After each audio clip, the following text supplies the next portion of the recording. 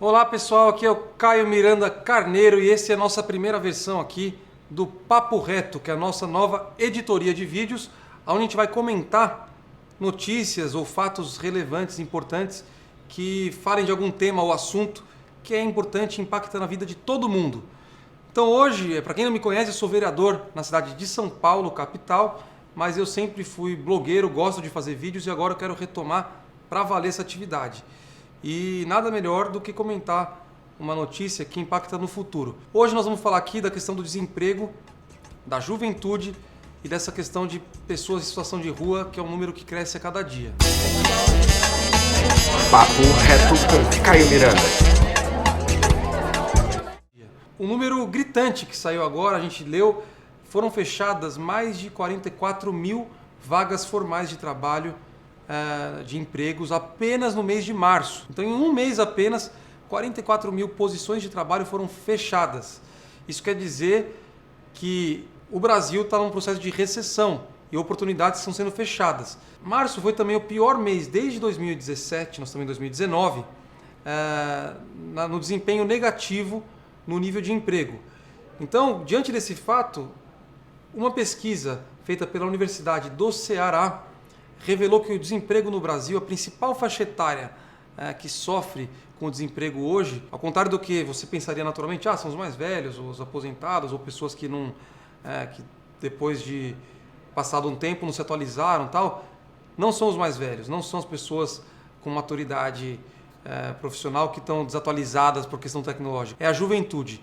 Hoje a faixa que menos consegue oportunidades de trabalho são os jovens. A pesquisa do Ceará, da Universidade do Ceará aqui, mostrou que o perfil principal é o jovem de periferia. Esse jovem de periferia que nem trabalha, nem estuda e nem mais procura emprego. É o tal do nem. Isso não é pejorativo não é porque ele é vagabundo, é porque ele já desistiu. São tantas dificuldades que ele simplesmente abre mão de procurar e ele fica em casa porque gasta menos, né? Só que esse jovem, dentro dessa categoria jovem, tem um perfil que é ainda mais vítima desse processo, que é a mulher negra de periferia que é mãe, jovem e é mãe.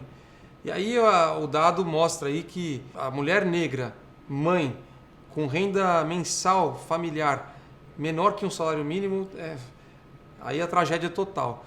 E como é que a gente faz para reverter isso? Eu estou falando aqui de uma pesquisa do Ceará, mas essa realidade tem aqui na cidade de São Paulo. A gente anda muito pela cidade aqui, e se você andar aí para bairros, a gente foi para o Capão Redondo, a gente vai para o Jardim Ângela, Paraisópolis, Cidade Ademar, Perus, Cidade Tiradentes, Sapopemba. A gente visitou, mostrou aí, quem quiser acompanhar nas minhas redes, a história da Manuela.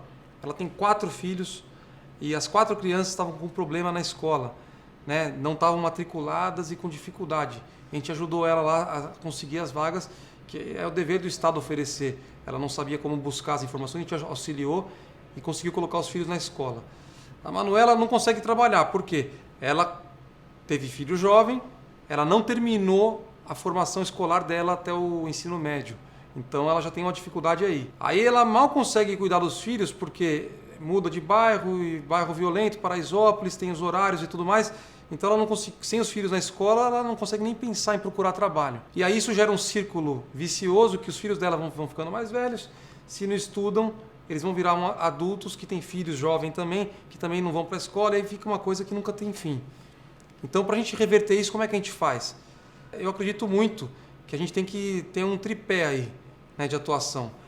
O primeiro deles é o seguinte: o Brasil é um país que é difícil para você empreender, então você fomentar empreendedorismo, desburocratizar, permitir que as pessoas montem seu negócio. Por exemplo, você vai falar assim, vai todo mundo ser Bill Gates? É evidente que não, né? Não dá para todo mundo ser um Steve Jobs. Mas a pessoa pode ser empreendedora em coisas simples. A pessoa monta uma doceria em casa e entrega, tem um talento para fazer doce, já está empreendendo. Se a pessoa borda pano de prato, ela está empreendendo. Então tem várias formas de empreender. Isso pode ser fomentado. E na periferia, por exemplo, tem uma demanda muito forte pelo e-commerce. Os comerciantes de bairros de periferia, de favelas, comunidades, eles gostariam de receber qualificação para vender seu produto online. Hoje em dia isso é possível. Então estou dando um exemplo aqui.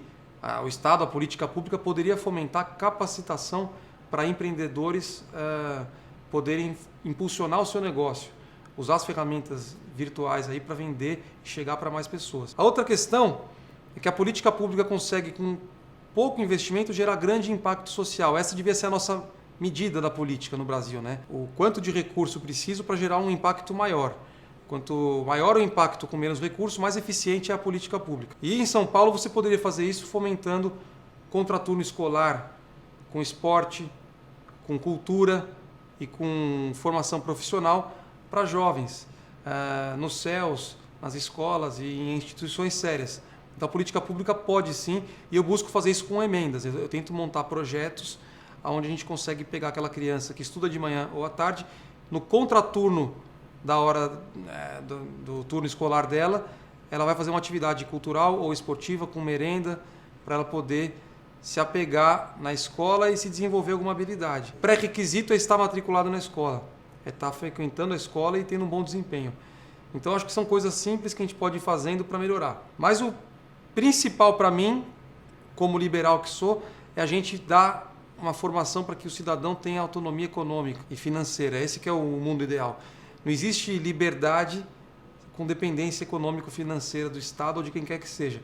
Então, enquanto a gente tiver uma população que não tem autonomia para poder botar comida na mesa para a família e para se locomover pela cidade, para trabalhar e fazer o que quiser, nunca vai ter liberdade no Brasil e na cidade de São Paulo. Então, a gente tem que buscar a autonomia econômica dessa população. E como é que você faz isso? Resolvendo todo esse ciclo perverso de exclusão que gera o jovem nem. Então, essa notícia aqui para mim é muito chocante. Eu não consigo conviver com uma política que seja indiferente ao jovem. Se o jovem não tiver oportunidade, acreditar na política, frequentar a escola e se desenvolver durante todo esse processo, ele não vai ser um adulto consciente, cidadão e tudo mais. Só para dar um outro dado para vocês, moradores, pessoas em situação de rua, São Paulo triplicou essa população nos últimos 15 anos.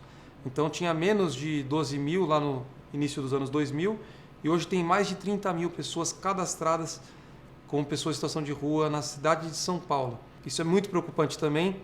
É importante dizer que a pessoa em situação de rua não necessariamente é o pessoal da Cracolândia. Tá? A questão de dependência química e de droga é uma questão social, de saúde, mas tem muitas pessoas que estão na rua porque se endividaram, brigaram com a família, se desencontraram por algum motivo e foram para a rua porque foi a alternativa que elas encontraram para seguirem vivas. Então elas vão no albergue, tentam achar um emprego, faz um trampo ali, outro aqui e não sai desse ciclo. Então esse é um indicador de sociedade doente, que está com desemprego alto e com pouca oportunidade. Então a gente tem que reverter isso. Portanto é isso. Hoje desemprego, juventude e população em situação de rua são coisas totalmente ligadas e que nós que estamos na política a gente tem que trabalhar para reverter isso. Não é fácil, mas eu acho que se todo mundo parar para refletir e pensar, toda vez que você vê uma pessoa na rua, que dorme na rua, um jovem, toda vez que você passa numa escola, tem uma quadra pública e a quadra não está sendo usada, está destruída, o parquinho dentro da escola está detonado, o lixo é descartado na porta da escola, onde as crianças aprendem dentro da sala de aula que não é para jogar o lixo na rua, quando sai, o próprio pai da criança joga o lixo na rua, na frente da escola. Todas essas situações a gente encontra direto aqui na cidade de São Paulo e o nosso lema é para São Paulo funcionar. Então se você também observa esse tipo de situação, pode escrever para a gente, manda aí no WhatsApp, a gente tem aí um DDD 11 9828 40456, escreve para a gente, manda a foto, que a gente vai ter o maior prazer em se aproximar da comunidade escolar, do bairro, para tentar melhorar. São grãos que a gente tem que ir juntando para conseguir fazer essa mudança. Mas é preocupante. Gente, então, desemprego no Brasil está explodindo. Quem mais sofre hoje com o desemprego são os jovens, não são os mais velhos, por mais que a gente pudesse pensar que fosse. Não, hoje a juventude é quem mais está com dificuldade de conseguir emprego. E essa geração em vez de a gente fazer piada, a gente tem que pensar, eles já não conseguem estudar porque têm filhos muito jovens, são jovens sendo pais e mães. Eles não conseguem emprego porque eles não conseguem terminar o estudo e de tanto procurar e não conseguir, eles desistem. Por isso que é nem. Então, para reverter isso, a gente tem que apostar na juventude, gerar oportunidade, economia criativa, fomentar a cultura, fomentar o esporte. Eu sempre digo que pelo esporte e pela cultura você pode mudar a vida de uma pessoa. A pessoa pode não chegar a ser um medalhista olímpico, mas no esporte ela vai aprender disciplina, vai aprender a perder e a vencer, jogar em equipe, vai aprender a treinar, a dar valor para o esforço e para o mérito para conquistar as coisas na vida. E na cultura a mesma coisa. Você pode desenvolver uma série de habilidades no teatro, na dança, na música, na expressão artística, que a nossa grade curricular normal não dá conta, e por isso que a gente acredita que contraturno escolar e um trabalho legal com emendas e tudo mais pode abrir essas portas.